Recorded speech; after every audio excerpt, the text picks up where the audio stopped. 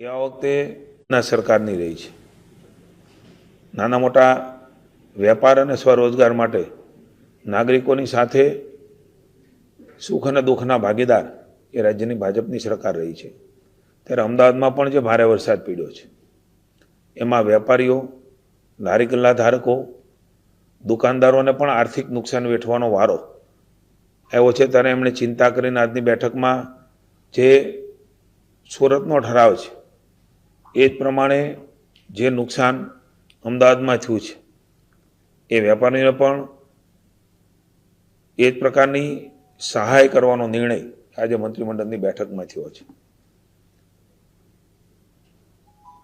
સ્થાનિક વહીવટીતંત્ર દ્વારા સ્થળના પ્રત્યક્ષ સર્વે, ફોટોગ્રાફી, વિડીયોગ્રાફીના આધારે પારદર્શી સર્વે એના માટે હાથ ધરવામાં આવશે. પુનઃ વેપારીઓ આત્મવિશ્વાસ પ્રાપ્ત થાય, કારણ કે અમદાવાદ એ ગુજરાતનું આર્થિક હૃદય છે.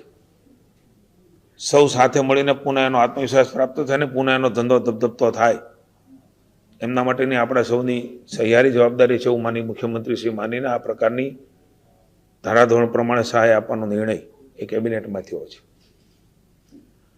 આપણે સૌ જાણીએ છીએ કે ઉર્જા વિભાગ એ અતિ મહત્વનું વિભાગ છે. માની ઋષિભાઈ અને રાજ્યમંત્રી ભાઈ શ્રી કૌશિકભાઈ એ મંત્રી તરીકે ફરજ બજાવી રહ્યા છે. વરસાદ આવે, વાવાઝોડું આવે, નાની મોટી તકલીફો થાય ત્યારે સ્વાભાવિક છે કે વીજ પુરવઠો એ પૂર્વવત કરવો એ પણ સતત એમાં લોકોને મુશ્કેલી ન પડે એના માટે પાછળ હતા. 3400થી વધુ વીજ કર્મચારીઓ, 900થી વધુ ટીમો એ ગ્રાઉન્ડ ઉપર રહી છે. આ બધી વિષમ પરિસ્થિતિમાં કાદવ કીચડ પણ એની વચ્ચે પણ યુદ્ધના ધોરણે જનજીવન એ થાળે પાડવા માટે વીજળીમાં પણ સરાહનીય કામગીરી થઈ છે. એના માટે પણ વિશેષ ઋષિભાઈને હું રાજ્ય સરકાર વતી અભિનંદન આપું છું. મુખ્યમંત્રી શ્રી ભૂપેન્દ્રભાઈનું નામ આવે એટલે સંવેદના સૌથી પહેલા એના નામ સાથે જોડાયેલી છે. પૂરેપૂરું ધ્યાન રાખવું અને જે કંઈ ખૂટતું હોય એ રાજ્ય સરકારને મદદ કરાવવા તમામ અનેક કર્મચારીગણ, માત્ર વીજને લઈને નહીં, ફિલ્ડ વર્કમાં જે કર્મચારીઓ કામ કરી રહ્યા છે એમના માટે પણ રાજ્ય સરકાર ઘણી વખત ઉતાવળમાં સેફટીની બધી જ વસ્તુઓ હોવા છતાં ઝડપથી કરવા માટે એક મન ટેવાયેલું હોય છે. માનનીય મુખ્યમંત્રીશ્રીએ એમાં સૂચન કર્યા છે કે એને બરાબર રીતે સમજીને કહીને બધી જ વસ્તુઓ પ્રોવાઈડ હોય છે તો પહેરતા નથી હોતા, તો એ બધી જ વસ્તુઓ ચકાસણી કરીને આ પ્રકારના કામ એ કરવા જોઈએ. એ પણ વિભાગને સૂચનાઓ આપવા માટેનું માનનીય મુખ્યમંત્રીશ્રીએ વાત કરી છે. વડાપ્રધાન શ્રી નરેન્દ્રભાઈ મોદી સાહેબ એ રાજ્યના મુખ્યમંત્રી હતા અને આજે દેશના લાડેલા વડાપ્રધાન તરીકે પણ સ્વચ્છતા હી સેવા, સ્વચ્છતા માટેના હંમેશા આગ્રહી રહ્યા છે. ગાંધીજીના વિચારોને લઈને સામાન્ય જનતા, ગરીબ જનતા એમને તકલીફ ન પડે, એમના કારણે અનેક રોગનો ભોગ ન બને, એના માટે જનજાગૃતિનું કામ અવિરતપણે મોદી સાહેબ કરતા રહ્યા છે. માનનીય મુખ્યમંત્રી ભૂપેન્દ્રભાઈ પણ અવારનવાર સાર્વજનિક રીતે સ્વચ્છતા આપણો જીવનનો ભાગ બને. આ કામ કોઈ એકથી, કોઈ સરકારથી, કોઈ મારાથી, તમારાથી માત્ર થઈ જશે એવું સરકાર માનતી નથી. સામૂહિક રીતે સતત પ્રયાસો, અવડો મોટો દેશ, એટલી મોટી વસ્તી, એટલી બધી માનસિકતા, એમની વચ્ચે સામૂહિક રીતે આપણે પ્રયાસો કરીએ તો એની સફળતા એ સારી અને ભવિષ્યમાં કાયમીને નિરંતર રહેતી હોય છે.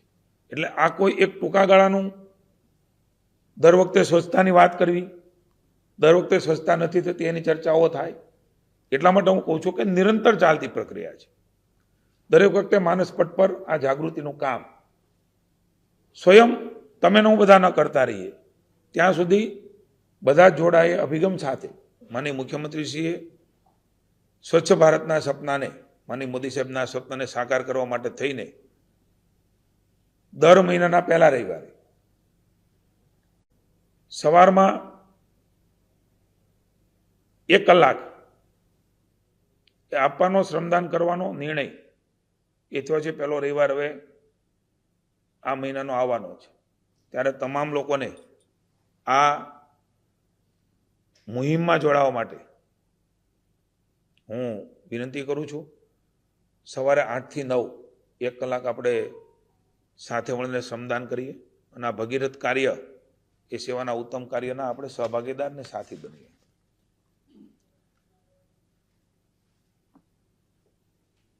અતિ મહત્વનો અને લાંબા ગાળાનો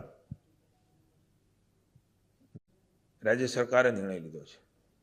માત્ર શહેર નહીં, ગામતળમાં પણ જ્યાં પાણીનો ભરાવો વધુ થતો હોય તેવા તમામ જે ડામરના રસ્તાઓ છે એને પણ ક્રમાનુસાર, કારણ કે આ લાંબી પ્રક્રિયા છે, એને પણ સીસી રોડમાં ફેરવાશે. જ્યાં હેવી વાહનો નીકળે છે એ જગ્યા ઉપર પણ રાજ્ય સરકારના જિલ્લા પંચાયતના આરએનબીના રસ્તાઓ છે, એમાં પણ આ પ્રકારે હેવી લોડેડ વાહનો હોય કે પાણી ભરાતું એમાં પણ સીસી રોડ કરવાનો નિર્ણય એ માનીય ભૂપેન્દ્રભાઈ લીધો છે.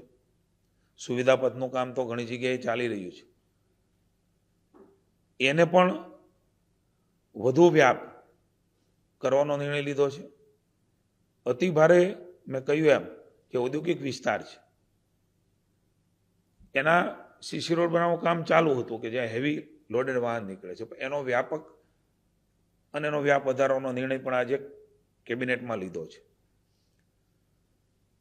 સામાન્ય રીતે ડામરની સરખામણીમાં આપણે જાણીએ છીએ કે સીસી રોડ એનો ખર્ચ એ કદાચ વધતો હશે, પરંતુ ખર્ચની ચિંતા માનનીય મુખ્યમંત્રીશ્રીએ કરી નથી. પ્રજાને લાંબા ગાળાનો ગુણવત્તાયુક્ત અને ટકાઉ લાભ આપવા માટે રાજ્ય સરકારે ખૂબ મહત્વનો નિર્ણય આજે ભૂપેન્દ્રભાઈના નેતૃત્વમાં લીધો છે. સીસી રોડ બનવાથી આપણે સૌ જાણીએ છીએ કે એની મજબૂતાઈ અને લાંબુ આયુષ્ય હોય છે. ભારે ટ્રાફિક માટે પણ સાનુકૂળ છે, મરામત ખર્ચ પણ ઓછો આવે છે, ખાડામુક્ત સપાટી એનાથી બને છે અને જળભરાવની સામે સ્થિરતા એ પણ એમાં રહેતી હોય છે. એક મહત્વનો નિર્ણય એ રાજ્યમાં ભૂપેન્દ્રભાઈના નેતૃત્વમાં આજે મંત્રીમંડળે લીધો છે. Thank you.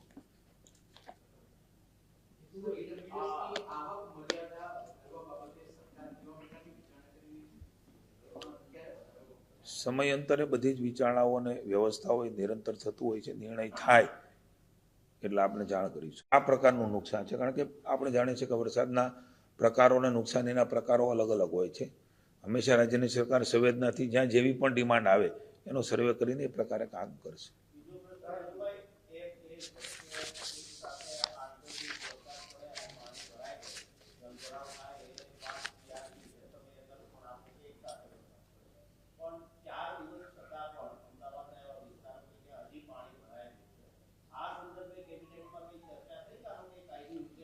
મને એવું લાગે છે કે આપના માધ્યમ દ્વારા જ મેં જોયું હતું કે મુખ્યમંત્રીશ્રીએ એ ઉચ્ચસ્તરીય બેઠક અમદાવાદમાં લીધી. ખુદ મુખ્યમંત્રીશ્રી, ખુદ અમારા પ્રદેશ અધ્યક્ષશ્રી, અમારા પાર્ટીના આગેવાનો એ ખુદ આ પાણીમાં ગયા છે અને એમણે એની સમીક્ષા કરી છે. એનો કાયમી ઉકેલ શું હોઈ શકે અને તત્કાલ શું નિર્ણય કરી શકાય.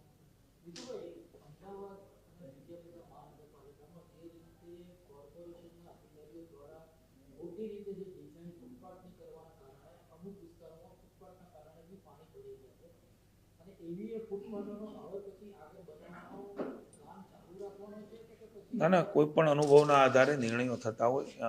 આજે માનનીય મુખ્યમંત્રીશ્રીએ નેશનલ હાઈવેમાં પણ જે પાણી ભરાણા છે આપ જાણો છો, એની પણ ચીફ સેક્રેટરીને સૂચના આપી છે કે ત્યાં પણ પાણીના નિકાલ માટેની કોઈ વ્યવસ્થા ન થઈ હોય અને બની ગયા હોય તો એનું પણ એક કાયમી ઉકેલ આવે એ માટે તેને રાજ્ય આખું સર્વગ્રાહી રીતે એ ડિપાર્ટમેન્ટ જોઈ રહ્યું છે કે ભવિષ્યમાં એના નિરાકરણ શું શું હોઈ શકે. કારણ કે એક હારે 45 ઇંચ વરસાદ, એક હારે 35 ઇંચ વરસાદ, એમાં પણ કોઈ નિકાલના કારણે સમસ્યા ઊભી થઈ હોય તો એના પણ રસ્તાઓ કાઢવાનું સૂચના આપી છે. Thank you. Thank you.